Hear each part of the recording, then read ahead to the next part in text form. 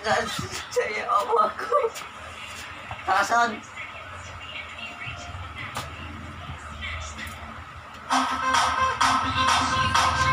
Tawa.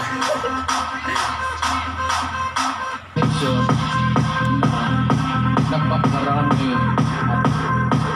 Itong Amerika, itong mga iyo, itong mga progressive countries, they kept on hammering the issue against me.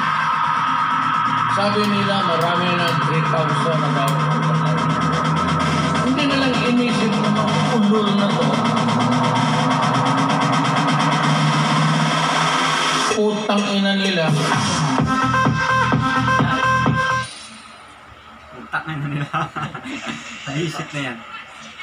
Mura na mura si Dico. Hindi ko mapigilan ang putang inasa.